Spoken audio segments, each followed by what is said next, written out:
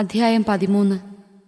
യേശു ദേവാലയത്തിൽ നിന്ന് പുറത്തു വന്നപ്പോൾ ശിഷ്യന്മാരിൽ ഒരുവൻ പറഞ്ഞു, ഗുരു, നോക്കൂ, എത്ര വലിയ കല്ലുകൾ, എത്ര വിസ്മയകരമായ സൗധങ്ങൾ. അവൻ പറഞ്ഞു, ഈ മഹാസൗധങ്ങൾ നിങ്ങൾ കാണുന്നില്ലേ? എന്നാൽ ഇവയെല്ലാം കല്ലിന്മേൽ കല്ല് ശേഷിക്കാതെ തകർക്കപ്പെടും. അനന്തരം അവൻ ഒലിവുമലയിൽ ദേവാലയത്തിന് അഭിമുഖമായിരിക്കുമ്പോൾ പത്രോസും യാക്കോബും യോഹന്നാനും അന്ത്രയോസും അവനോട് സ്വകാര്യമായി ചോദിച്ചു, ഇതെന്ന് സംഭവിക്കുമെന്നും ഇവയെല്ലാം പൂർത്തിയാകാൻ തുടങ്ങുമ്പോൾ അടയാളം എന്തായിരിക്കുമെന്നും ഞങ്ങളോട് പറയുക. യേശു അവരോട് പറഞ്ഞു, ആരും നിങ്ങളെ വഴിതെറ്റിക്കാതിരിക്കാൻ സൂക്ഷിച്ചുകൊള്ളുവിൻ. ഞാനാണ് എന്ന് പറഞ്ഞ് പലരും എൻ്റെ നാമത്തിൽ വരും. അവർ അനേകരെ വഴിതെറ്റിക്കും. നിങ്ങൾ യുദ്ധങ്ങളെപ്പറ്റി കേൾക്കും, അവയെപ്പറ്റി കിംവദന്തികളും. അപ്പോൾ നിങ്ങൾ അസ്വസ്ഥരാകരുത്. ഇതെല്ലാം സംഭവിക്കേണ്ടതാണ്, എന്നാൽ അപ്പോഴും അവസാനമായിട്ടില്ല. ജനം ജനത്തിനെതിരായും രാജ്യം രാജ്യത്തിനെതിരായും തലയുയർത്തും. പല സ്ഥലങ്ങളിൽ ഭൂകമ്പങ്ങളും ക്ഷാമങ്ങളും ഉണ്ടാകും. ഇതെല്ലാം ഈറ്റുനോവിൻ്റെ ആരംഭം മാത്രം. നിങ്ങൾ ജാഗരൂകരായിരിക്കുവിൻ. അവർ നിങ്ങളെ ന്യായാധിപ സംഘങ്ങൾക്ക് ഏൽപ്പിച്ചു കൊടുക്കും. സിനഗോഗുകളിൽ വെച്ച് നിങ്ങളെ പ്രഹരിക്കും. ദേശാധിപതികളുടെയും രാജാക്കന്മാരുടെയും മുമ്പാകെ എനിക്ക് സാക്ഷ്യം നൽകാൻ നിങ്ങൾ നിൽക്കും. എന്നാൽ ആദ്യം എല്ലാ ജനതകളോടും സുവിശേഷം പ്രസംഗിക്കപ്പെടേണ്ടിയിരിക്കുന്നു. അവർ നിങ്ങളെ ഏൽപ്പിച്ചു കൊടുക്കാൻ കൊണ്ടുപോകുമ്പോൾ എന്തു പറയണമെന്ന് വിചാരിച്ച് ഉത്കണ്ഠാകുലരാകേണ്ട. ആ സമയത്ത് നിങ്ങൾക്ക് ലഭിക്കുന്നതെന്തോ അത് സംസാരിക്കുവിൻ. നിങ്ങളല്ല, പരിശുദ്ധാത്മാവായിരിക്കും സംസാരിക്കുക.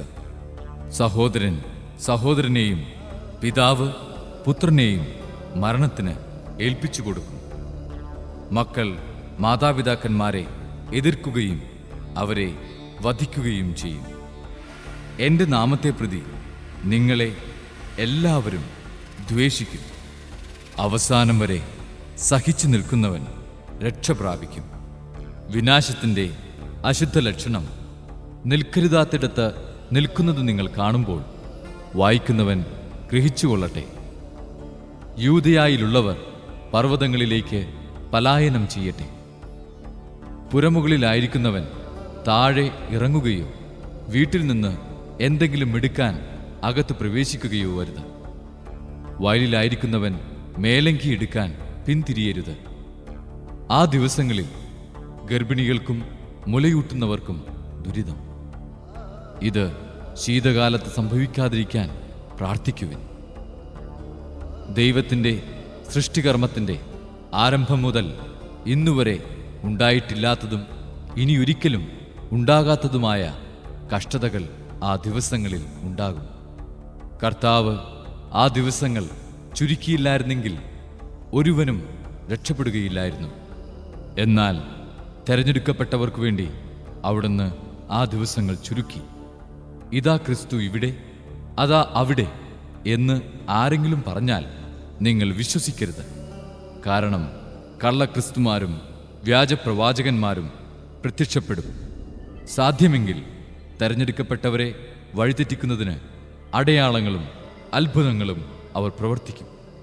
നിങ്ങൾ ജാഗരൂകരായിരിക്കുവിൻ. എല്ലാം ഞാൻ മുൻകൂട്ടി നിങ്ങളോട് പറഞ്ഞിരിക്കുന്നു.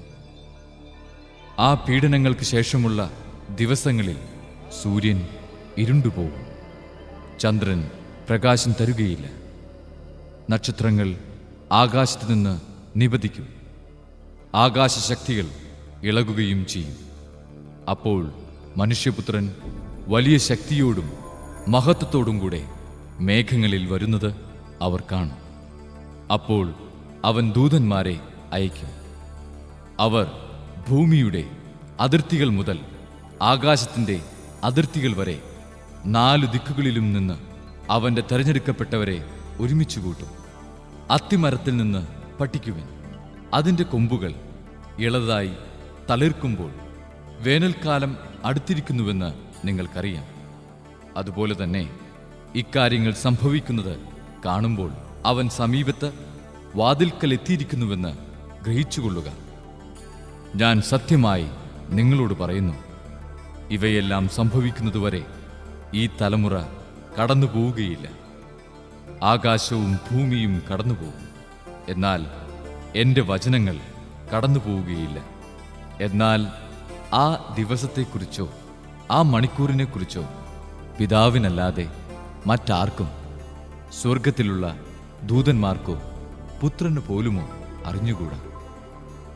ശ്രദ്ധാപൂർവം ഉണർന്നിരിക്കുവിൻ. സമയം എപ്പോഴാണെന്ന് നിങ്ങൾക്കറിവില്ലല്ലോ. വീടുവിട്ട് ദൂരേക്ക് പോകുന്ന ഒരുവൻ സേവകർക്ക് അവരവരുടെ ചുമതലയും കാവൽക്കാരന് ഉണർന്നിരിക്കാനുള്ള കൽപ്പനയും നൽകുന്നതുപോലെയാണ് ഇത്. ആകയാൽ ജാഗരൂകരായിരിക്കുവിൻ. എന്തെന്നാൽ ഗൃഹനാഥൻ എപ്പോൾ വരുമെന്ന് സന്ധ്യയ്ക്കോ അർദ്ധരാത്രിക്കോ കോഴി കൂവുമ്പോഴോ രാവിലെയോ എന്ന് നിങ്ങൾക്കറിഞ്ഞുകൂടാ. അവൻ പെട്ടെന്ന് കയറി വരുമ്പോൾ നിങ്ങളെ നിദ്രാധീനരായി കാണരുതല്ലോ. ഞാൻ നിങ്ങളോട് പറയുന്നത് എല്ലാവരോടുമായിട്ടാണ് പറയുന്നത്.